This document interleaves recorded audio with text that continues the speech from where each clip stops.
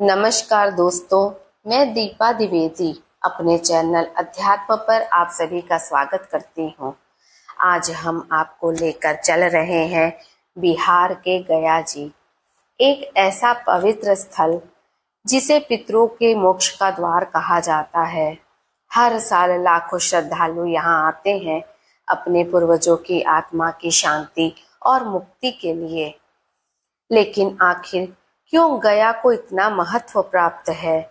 श्राद्ध और पिंडदान यहीं पर करने से ही पितर तृप्त क्यों होते हैं? आइए जानते हैं गया श्राद्ध पिंडदान की पूरी कथा, महत्व और रहस्य।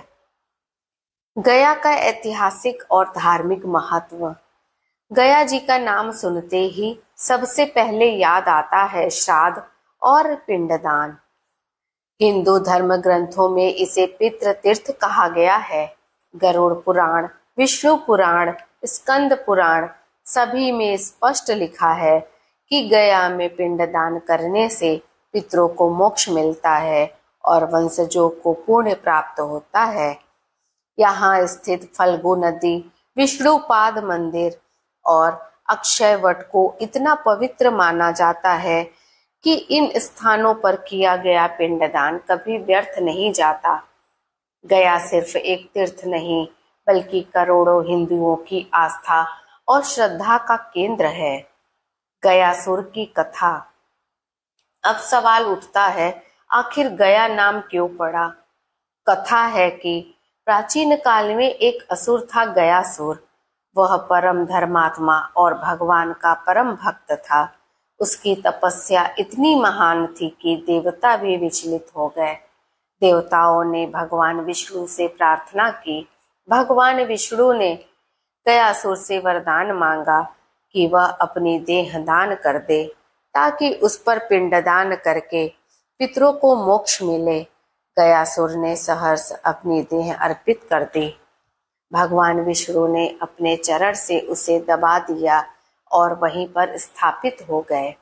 आज भी गया जी में विष्णुपाद मंदिर में भगवान विष्णु का चरण चिन्ह दिखाई देता है।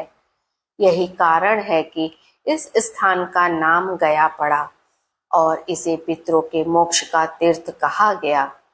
गया में पिंडदान का महत्व। गया में किया गया पिंडदान अत्यंत फलदायी माना गया है।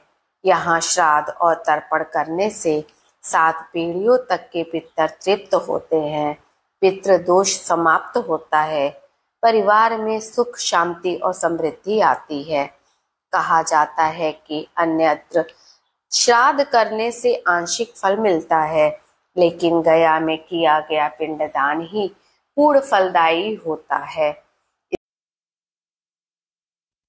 इसलिए पितृपक्ष में दूर दूर से लोग यहाँ पहुँचते हैं। गया के पवित्र स्थल फल्गु नदी।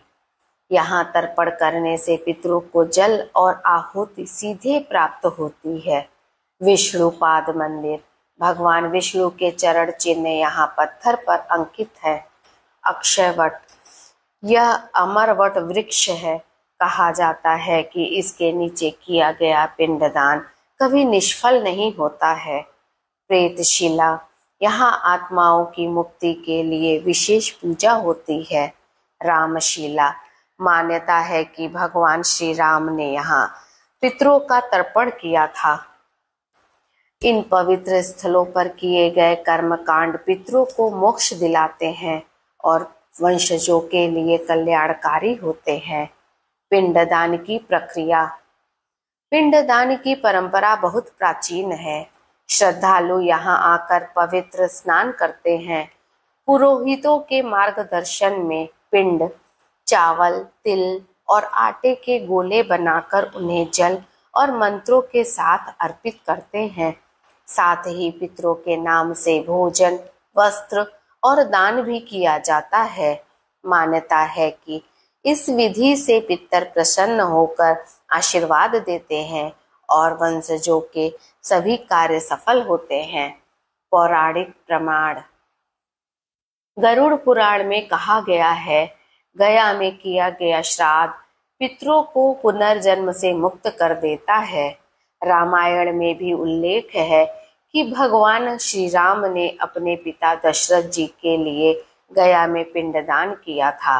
इसीलिए इसे भगवान द्वारा प्रमाणित और पवित्र स्थान माना जाता है। लोग गया क्यों जाते हैं? लोग गया क्यों जाते हैं? क्योंकि यहाँ किया गया श्राद्ध पितरों तक सीधा पहुँचता है। यहाँ की पवित्रता ऐसी है कि पितर तृप्त होकर वंशजों को आशीर्वाद देते हैं। पितृ दोष समाप्त होता है और जीवन में शांति आती है। गया जाना सिर्फ एक धार्मिक कर्तव्य नहीं, बल्कि यह पारिवारिक ऋण से मुक्ति का मार्ग है। यही कारण है कि हर साल लाखों श्रद्धालु देश विदेश से गया पहुंचते हैं। निष्कर्ष तो दोस्तों, गया सिर्फ एक स्थान नहीं, यह हमारे पूर्वजों का मोक्ष स्थल है।